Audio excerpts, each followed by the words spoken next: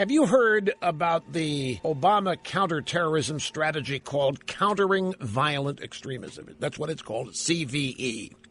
Have you heard of that? Well, let me tell you about it.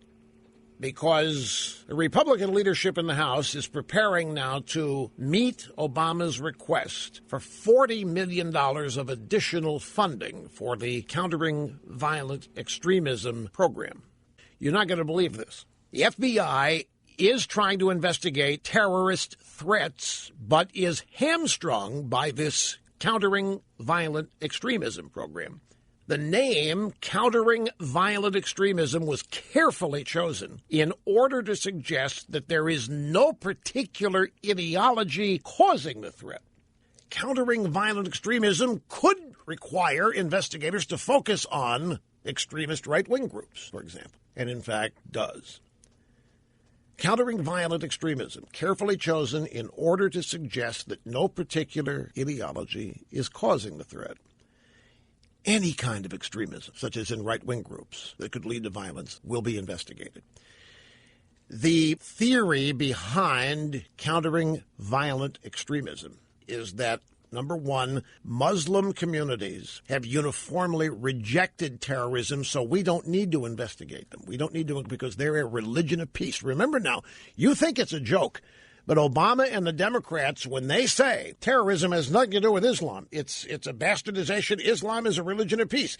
All these people out there, ISIS, ISIL, claiming to be doing what they're doing for Islam, they are not Islamists. They are extremists. The acting belief, philosophy, policy of the United States government is Muslim communities have uniformly rejected terrorism. Therefore, they don't need to be monitored or investigated.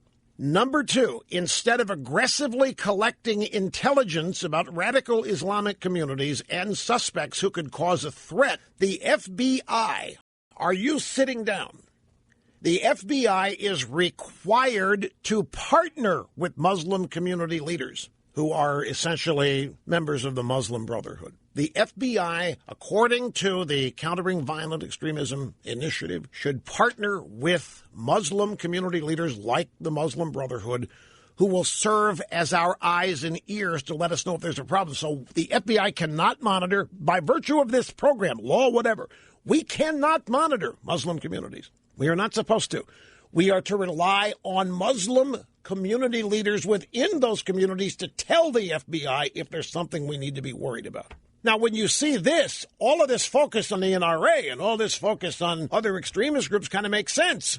It doesn't make sense, but that's Obama's story, and he's sticking with it.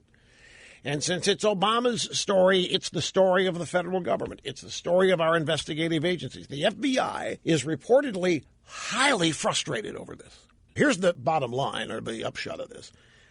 Countering violent extremism does not permit the FBI to factor radical beliefs when determining whether there is a criminal threat. We're not allowed to go there. Take you back. San Bernardino. One of the mass murderers in that attack was named Tashfeen Malik. Some of this I'm sure you're going to remember as I go through it. Tashfeen Malik wrote social media posts, like on Twitter and Facebook and wherever else, that endorsed jihad, expressed disdain and hatred for America. Yet immigration agents did not question her about that when she sought admission to our country. In fact, our government consciously avoided learning about her because they were required to by law. They're not allowed to go there. The only way the FBI can use that is if a representative from an Islamic or Muslim community reaches out to them and says, hey, there's something going on here that we think you should know about. Writing at National Review, Andrew McCarthy says that commentators stunned by this dereliction are attributing it to secret guidance issued by the Department of Homeland Security. Folks, again, I want to say this is not my opinion. This is not anybody. This is fact.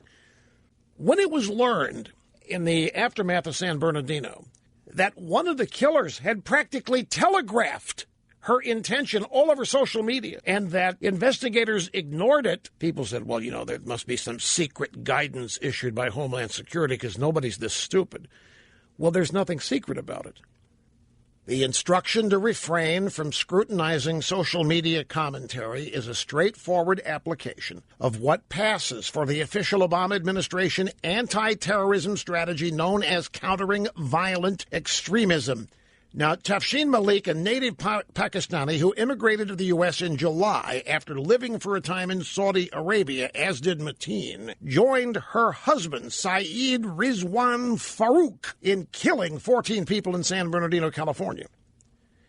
Government officials concede that Tashfeen Malik was inadequately screened before being permitted to relocate to the U.S. on a K-1 visa, issued because she was the fiancée of Saeed Rizwan Farouk, who was an American citizen. The couple married soon after her immigration. Tashfeen Malik's visa approval was already the stuff of scandal even before the latest revelations, especially in light of Obama's plan to admit thousands of immigrants from Syria and other bastions of Islamic supremacism, which inevitably breeds violent jihad.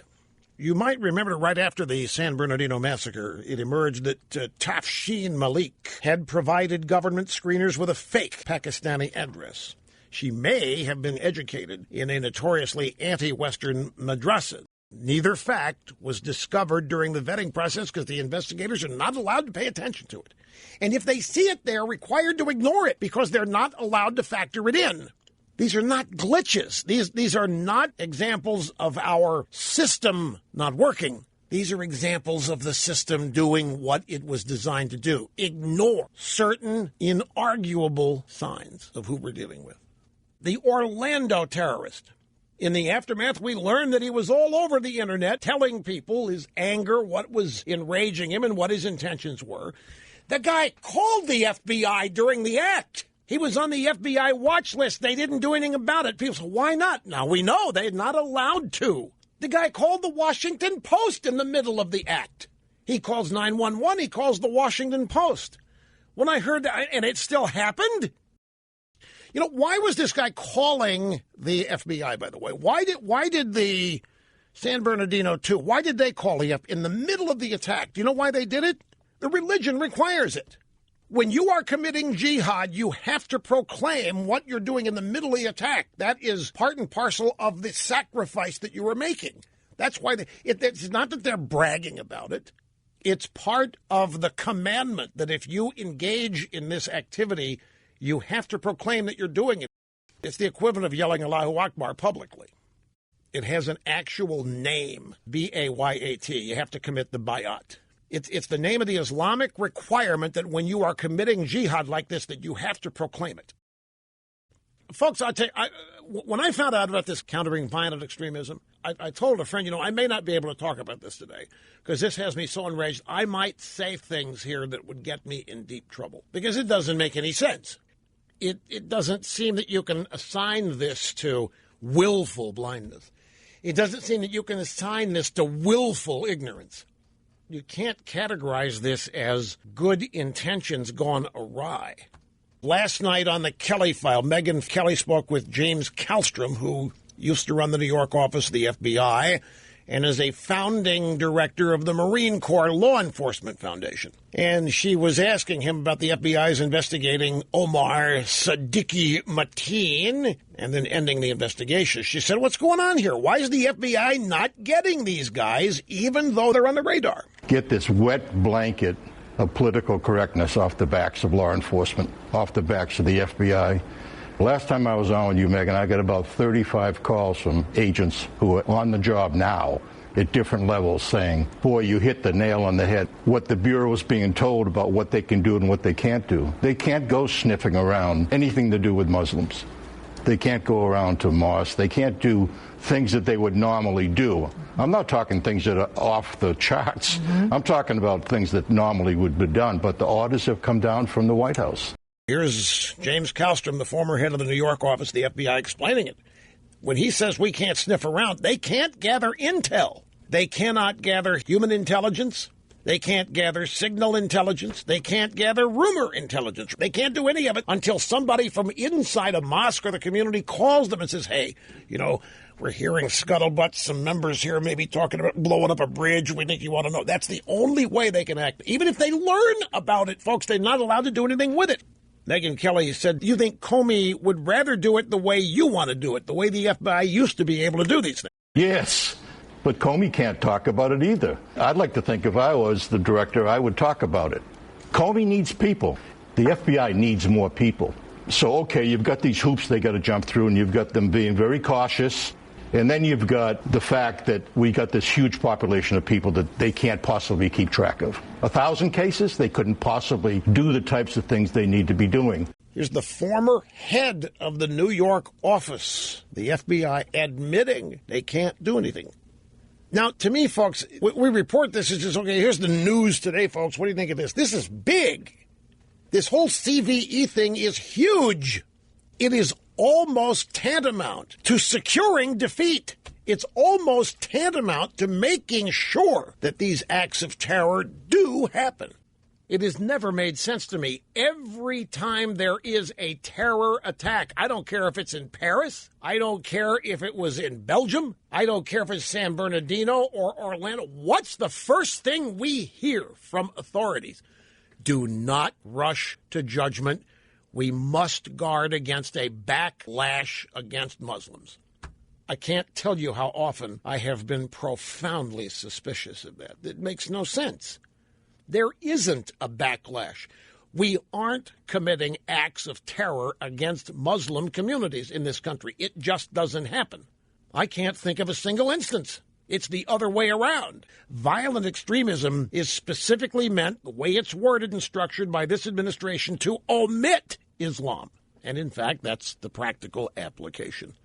Muslim communities are ignored as investigators try to find the answers to violent extremism. Well, you can't find the answer when you're not allowed to go look at the cause.